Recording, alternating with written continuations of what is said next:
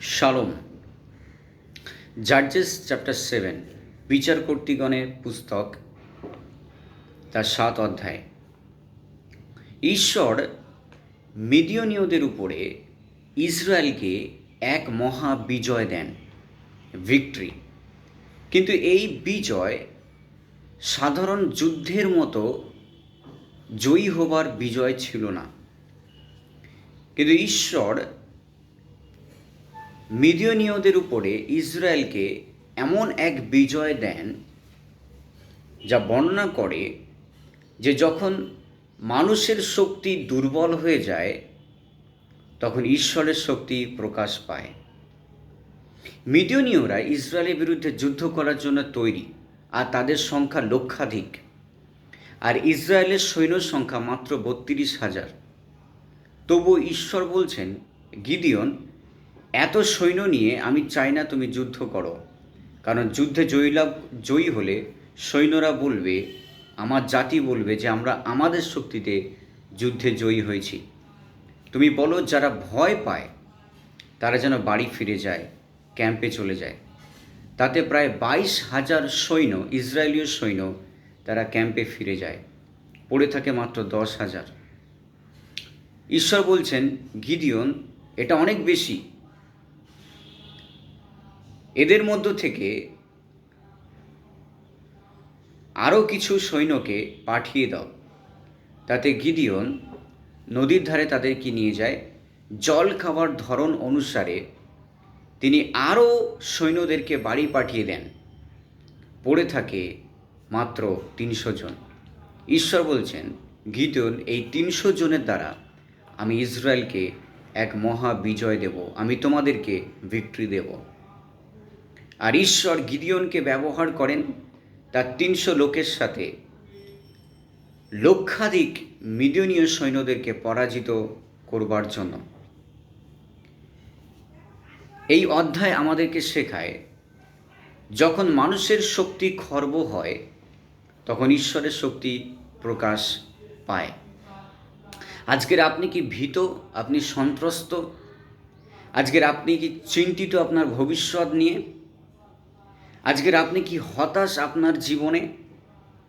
আজকের কি আমরা ভাবছি যে আমি এমন একটা জায়গায় পড়ে রয়েছি যেখান থেকে বেরোনো কখনো সম্ভব নয়, আমি কোনো ফিউচার দেখতে পাচ্ছি না, নো হোপ, কোনো আশা নেই আমার সামনে, আমি দুর্বল, আই এম নট অ্যাডিকুয়েট, আমি যথেষ্ট নই, আমি শিক্ষিত নই, আমি এত বুদ্ধিমান নই, আমার মধ্যে কোনো স্কিল নেই। ঈশ্বর বলছেন, যখন মানুষের শক্তি কমে যায়, যখন মানুষের শক্তি খর্ব হয়, তখন আমার শক্তি প্রকাশ পায়। ঈশ্বর ইসরায়েলকে অনেক সৈন্যের দ্বারা জয়ী করতে পারতেন, কিন্তু ঈশ্বর ইসরায়েলের সৈন্য সংখ্যা কমিয়ে দেন যেন তিনি দেখাতে পারেন যে যখন মানুষের শক্তি একদম শেষে চলে যায় তখন ঈশ্বরের শক্তি প্রকাশ পায় এবং তাদের জীবনে যারা তাকে বিশ্বাস করে। ঈশ্বর অনেক সময় আমাদের জীবন থেকে অনেক কিছু বাদ দেন। ঈশ্বর অনেক সময় আমাদেরকে দুর্বলতা একদম শেষ সীমায় পৌঁছে দেন যেন আমাদের জীবনের মধ্য দিয়ে তার শক্তি এবং সর্বোপরি তার ভিক্টরি বা বিজয় যেন তিনি দেখাতে পারেন।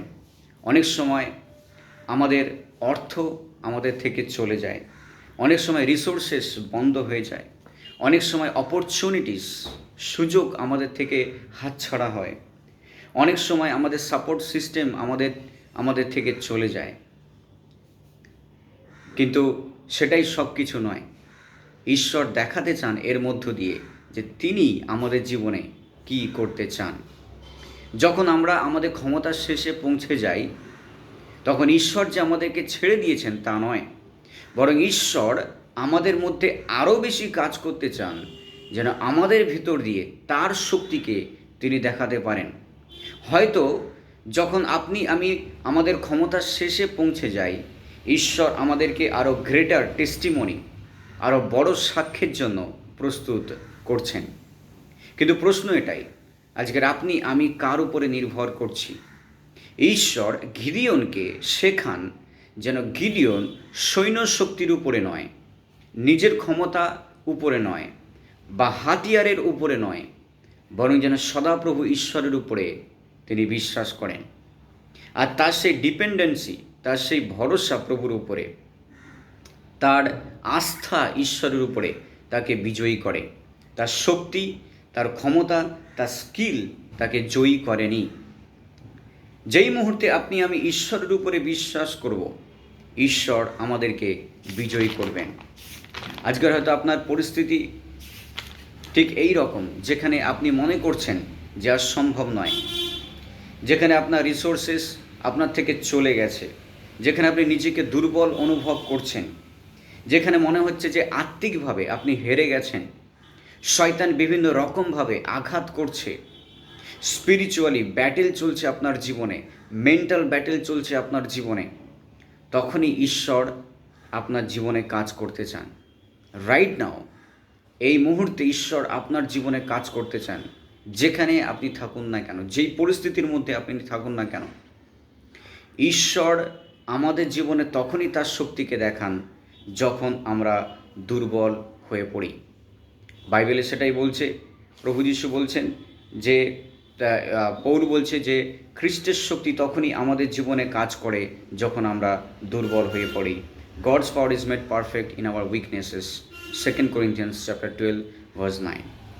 আর ঈশ্বর তখনই আমাদের শক্তিকে দেখান এবং আমাদের জীবনে বিজয় নিয়ে আসেন। সমস্ত ভয়ের উপরে তিনি আমাদেরকে জয়ী করেন। যখন আমরা বিভিন্ন রকম সমস্যার ভেতর দিয়ে যাচ্ছি আর আমরা আশা হারিয়ে ফেলছি, তখন ঈশ্বর আমাদের জীবনে একটা বড় আশা নিয়ে আসেন। আর এই সমস্ত কিছু ঈশ্বর করেন একটা কারণে, তার নাম যেন মহিমান্বিত হয়। 1 Corinthians chapter 1 verse 31, let the one who boast in the Lord।